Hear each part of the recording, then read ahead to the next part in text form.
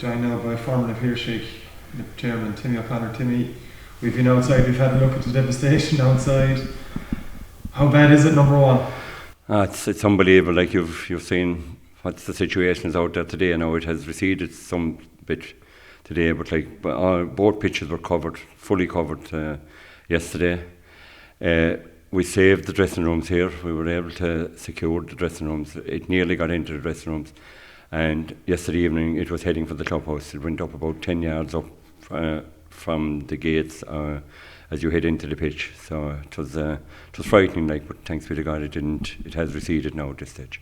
You say you've mentioned it's receded. What's the next step in trying to clear more of the water out? Well, we hope the bank at this stage doesn't bust again and we're back to square one if it does.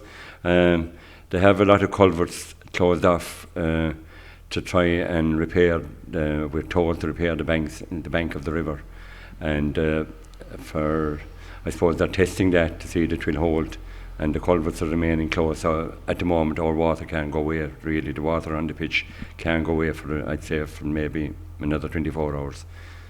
So what are the implications going forward? You're in the midst of intermediate championship, senior championship, camogie teams training, everything. It's the height of the season, really. What's next? Look, it's devastating. It's absolutely devastating. Our underage section was due to come back next Saturday morning, 120, 130 kids from the age of 10 down, like we're to start here, and next Saturday morning, that's gone. At the moment, what we're trying to arrange is to get the water tested. At the moment, it's on the pitch. There's going to be a lot of contamination, I would imagine. I'm not an engineer, I'm not an expert on it, but looking at it there is obviously issues there. So we're going to have to get the soil tested in once we get the water off it, and to see what's the long-term implication. We're going to have to get our assessors in, our engineers, the people that built the pitch for us. We're only into that. Some of them, two of the new pitches were only in there since last February, 12 months. We've wanted the lights up and running since last February, this February. So we don't know where we stand with that. There's a lot of assessment of damage to be done at the moment.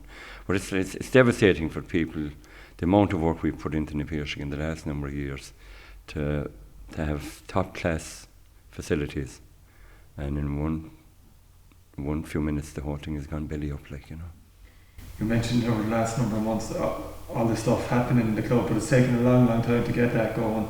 You've mentioned how devastating it is, but what kind of cost has gone into developing the club? Obviously, you've seen the results on the field, but it comes from off the field as well. Look, between investment in the bar here and in the pitches and everything, we spent roughly 1.3 million in the last 7 or 8 years.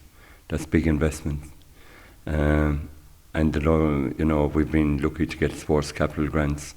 We've been lucky to get a lot of support locally. Every bit of fundraising we do, we have great support from the local community. And we'll be relying on them now to rally to the cause again, but hopefully we'll be sorted out by, I don't know, hopefully insurance will cover us or whatever, we don't know. We haven't been given a full statement from the OPW as to what was the cause or what's going to be the outcome of this.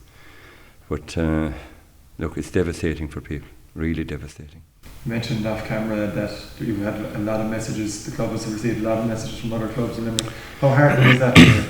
Actually, look, we might be fighting and arguing when we come to a match that might be around the sideline, but at the end of the day, we're all GA folk, and I can tell you from past experience, and 5 or 6 years ago when we did the main pitch behind me here, our original pitch, when we were developing that, we were out of here for 5 or 6 months, and clubs both in Clare and Limerick were absolutely brilliant to us. We had Mealy, we had Pardine, we had St. Pat's, we had Old Christians, we had Ballinacurra Gales, we had Clahon.